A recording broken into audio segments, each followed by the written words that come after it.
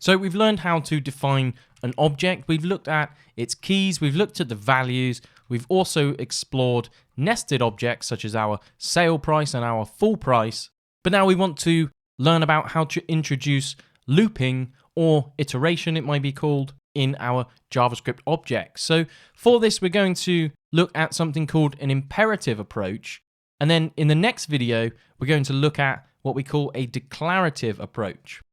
So we'll start by heading down underneath our object as usual, and instead of having our console log, we're going to use this for keyword and define some brackets and some curly braces.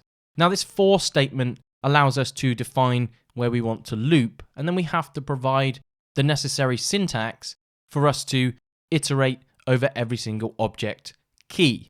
Now with objects, it's actually quite interesting because even though it may appear that they do in fact iterate in order, there is no guarantee that the first item that we would perhaps loop over is the ID, and there's no guarantee in which order we're going to execute in, because remember, objects are for unordered data structures.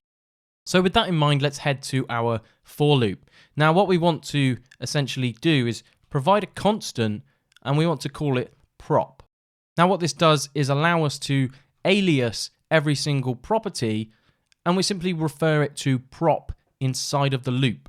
Now the way that we do this is use the in keyword. Now this is what we call a for in loop. So for every key in a particular object, and our object is going to be our drink object. So what happens now is we can log out the prop and hit save. So here you can see ID, name and price, and I mentioned that even though they are coming through and iterating in the order that we are declaring, there's no guarantee that they will be executed in that order. So this is how we can look up each property, but how do we access the value of our drink? Now, outside of our loop, we know that we could access a property such as ID, and we could also use square brackets and pass in ID, or in fact, we could pass in a constant and perhaps from a variable and say that we want to look up the ID property.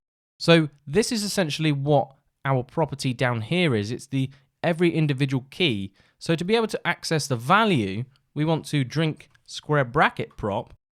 And when we save this out, we will see each value instead of the key name. So over here, we have the ID, name, and the price object. Now you can see here that we have our price, and we might want to go ahead and iterate this object as well.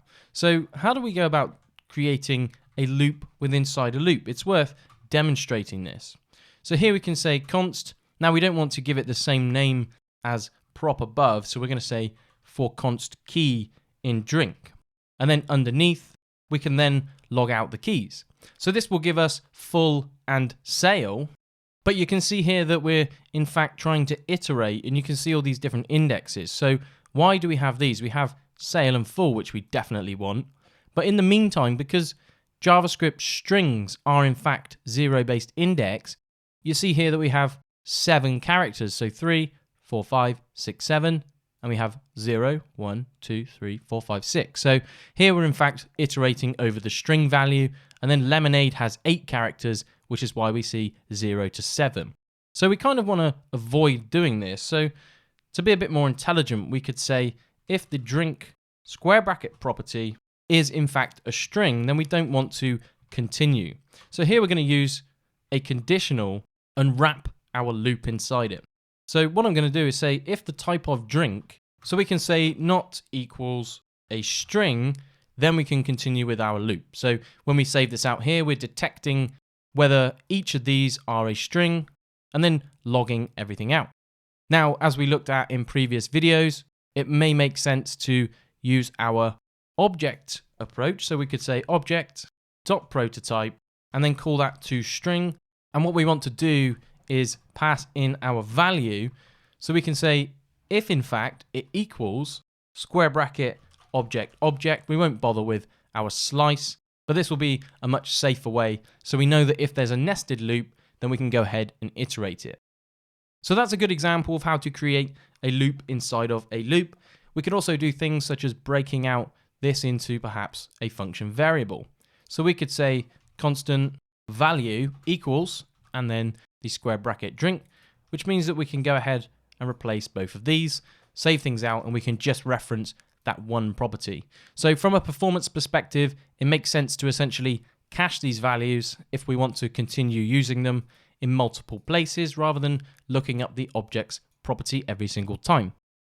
Now, one thing that is worth mentioning is how we can deal with for loops and make sure that we're in fact iterating just over the properties of the object that we'd like.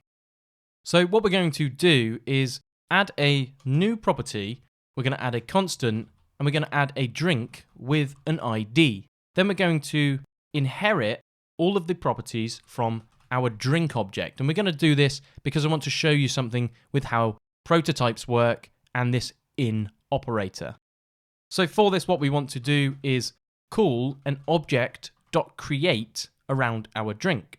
Now, instead of having our ID up here, and we're going to add it dynamically to this drink with ID.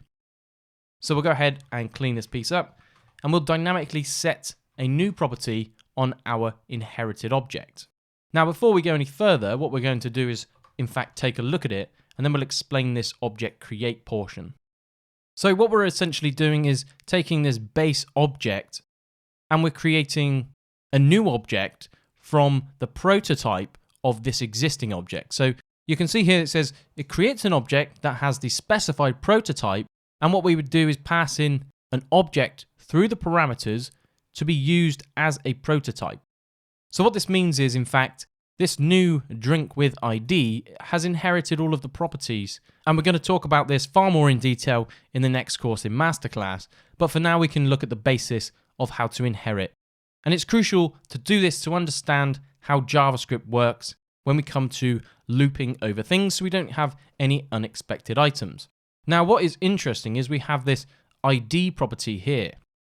Now, if I expand it, you can see that we have a prototype which is based off an object. But if we expand this object, you can see in fact that the prototype is actually based off of the name and the price. So it's based off of our drink object up here. Now, the reason that we're going to take a look at this is because we're going to understand how JavaScript works on a deeper level. Now, here we're going to say for prop in our drink with ID, and then inside of here, we're going to say prop. So once we log this out, you see we can actually see ID, name, and price. Now, ignore sale and full because that's coming from our other loop down here, as we know. And what we'll do just to separate this out is just add a small division so we can see this inside of here and just concentrate on what's above here.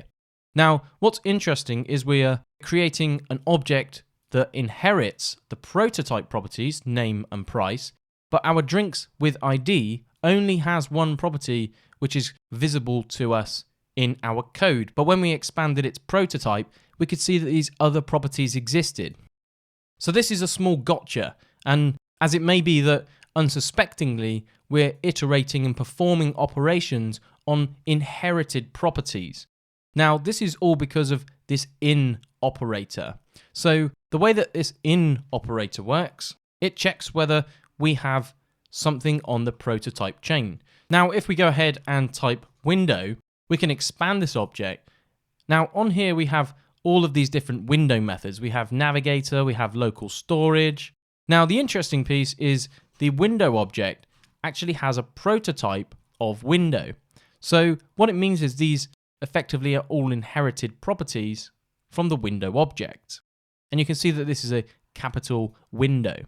Now, the interesting piece comes from when we use this in operator on this window object. So here we can say local storage in window. Now you can see that this reports us back as true.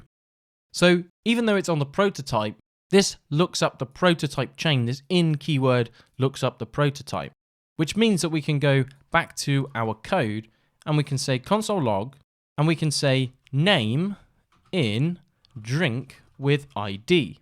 So you can see here that we now have the true keyword, a Boolean, that's telling us that name does in fact exist in the drink with ID's prototype. And because we're using in inside this loop, that is exactly why we are seeing ID, name, and price.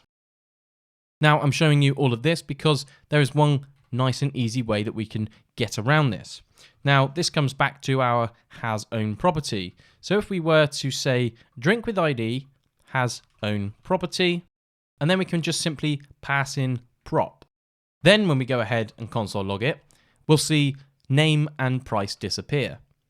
So here we are, we now have ID. So we're only iterating properties directly on the object itself, and we are ignoring properties that exist in the prototype.